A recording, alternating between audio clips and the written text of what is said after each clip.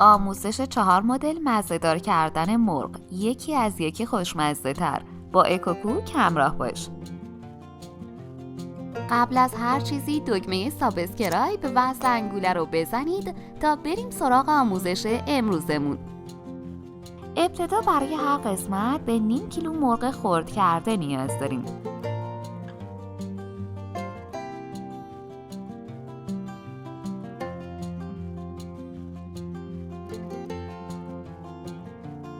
جوجه زعفرانی.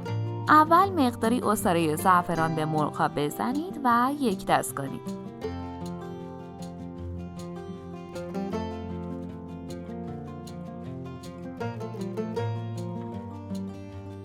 کمی زردچوبه،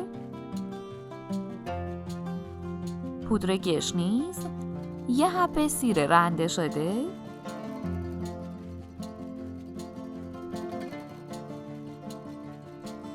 یه قاشق غذاخوری سس مایونز، یک پیاز خلالی و کمی آب لیمو، نمک و فلفل سیاه.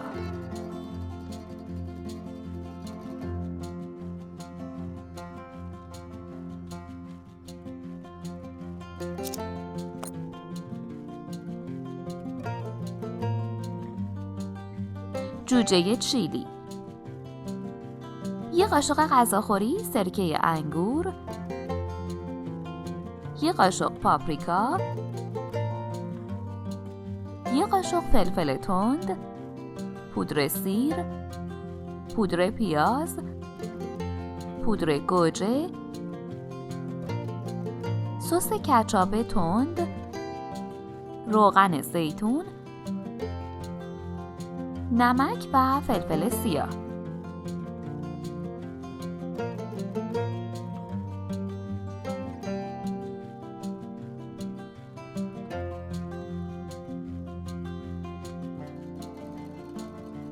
برای جوجه ترش 2 قاشق غذاخوری گردو خرد شده،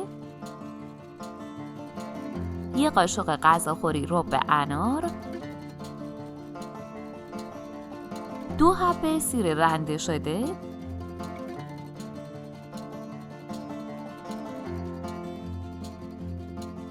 1 پیاز خلالی، 1 قاشق غذاخوری ماست، زعفران دم کرده، نمک و فلفل سیاه. میکس کنید. عزیزان، باعث افتخار ماست که عضوی از کانال ما باشید و دکمه سابسکرایب رو بزنید.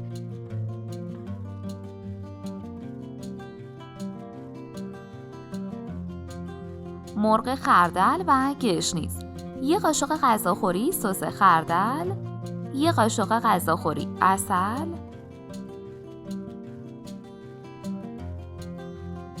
4 قاشق غذاخوری گشنیز تازه خرد شده، کمی روغن زیتون، 1 حب سیر رنده شده، نمک و فلفل سیاه.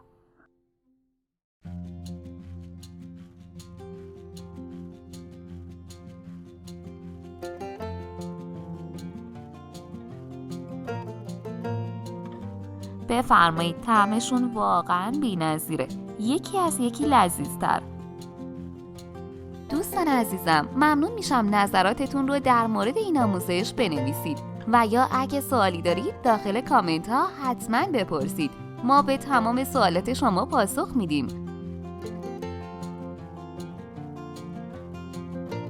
میتونید بسته بندی کنید و داخل فریزر نگهداری کنید. نوش جان. اگه این آموزش رو دوست داشتید حتما ویدیوهای دیگمون رو هم که توی کانالمون هست ببینید. مطمئنم خوشتون میاد. ممنون از اینکه ویدیوهای ما رو لایک میکنید و انگیزه میدید تا آموزش‌های بیشتری تهیه کنیم.